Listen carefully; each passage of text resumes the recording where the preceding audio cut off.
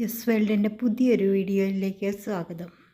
August September മാസങ്ങളിൽ അടീനിയങ്ങളിൽ പൂക്കൾ നിറയാനായി കുറച്ച് കാര്യങ്ങൾ ചെയ്തു കൊടുക്കേണ്ടതുണ്ട്. അതൊക്കെ എന്തൊക്കെയാണെന്ന് നമുക്ക് നോക്കാം.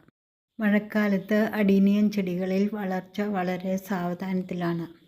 പുതിയ നാമ്പുകൾ വരുമ്പോഴാണ് അടീനിയം ചെടികൾക്ക് വളങ്ങളൊക്കെ ഇട്ട് കൊടുക്കേണ്ടത്.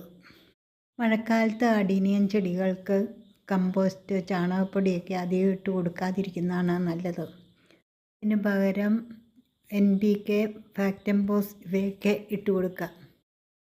കുറച്ചളവിൽ ചുവട്ടിലിട്ട ശേഷം മണ്ണിളക്കി ഒന്ന് വെള്ളം ഒഴിച്ചു കൊടുത്താൽ മതി. പലതരത്തിലുള്ള വളങ്ങളും മാറി മാറി ഇട്ട് കൊടുക്കുക. മഴക്കാലത്ത് അടീനിയം ചെടികൾക്ക് വെള്ളം ഒട്ടും ഒഴിച്ചു കൊടുക്കേണ്ട ആവശ്യമില്ല. അഥവാ മണ്ണ് നല്ലപോലെ ഉണങ്ങിപ്പോയാൽ മാത്രം കുറച്ച് വെള്ളം ഒഴിച്ചു കൊടുത്താൽ മതി. വെള്ളം അധികമായാൽ ഇലകളൊക്കെ മഞ്ഞച്ച് കൊഴിഞ്ഞു പോകാനിടയുണ്ട്. വെള്ളം കെട്ടി നിൽക്കാത്ത നല്ല ലൂസായ പോട്ടിംഗ് മിക്സ് ആണ് മഴക്കാലത്ത് അടീനിയം ചെടികൾക്ക് വേണ്ടത്. വെള്ളം അധികമായാൽ കോഡെക്സ് ചീഞ്ഞു പോകും. ഡ്രെയിനേജ് ഹോൾസൊക്കെ നന്നായി തുറന്നിരിക്കുകയാണ് എന്നും പ്രത്യേകം ശ്രദ്ധിക്കണം. മഴക്കാലത്ത് പ്രൂണിങ്ങും റീപോട്ടിങ്ങും ഒന്നും ചെയ്യാതിരിക്കുക. കോഡെക്സോ വേരുകളോ ചീഞ്ഞു പോവുകയോ അല്ലെങ്കിൽ തണ്ടുകൾ ചീയുകയോ എല്ലാം ചെയ്താൽ മാത്രം പ്രൂണിങ് ചെയ്യാം. കേടുവന്ന ഭാഗം കട്ട് ചെയ്ത് മാറ്റിയതിന് ശേഷം അവിടെ എന്തെങ്കിലും ഫംഗിസൈഡ് നന്നായി ചേർത്ത് തേച്ച് പിടിപ്പിക്കുക. മഴ കൊള്ളാതെ മാറ്റി വയ്ക്കുക.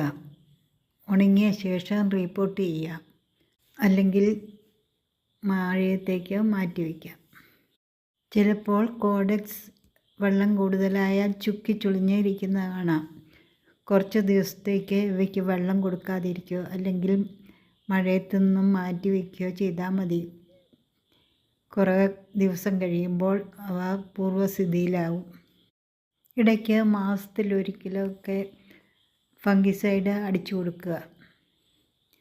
കീടങ്ങളുടെ ആക്രമണം തടയാനും ചീച്ചിലൊക്കെ ഒഴിവാക്കാനും ഇങ്ങനെ ചെയ്യേണ്ടതാണ്.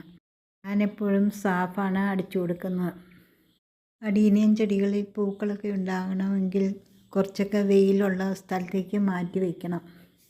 മഴയൊക്കെ ഒന്ന് മാറി വെയിലൊക്കെ തെളിഞ്ഞു കഴിയുമ്പോൾ അടീനിയം ചെടികൾ നീണ്ടുപോയ കമ്പുകളൊക്കെ പ്രൂൺ ചെയ്ത് നല്ല ബോൺസായി പോലെ വളർത്തിയെടുക്കാം.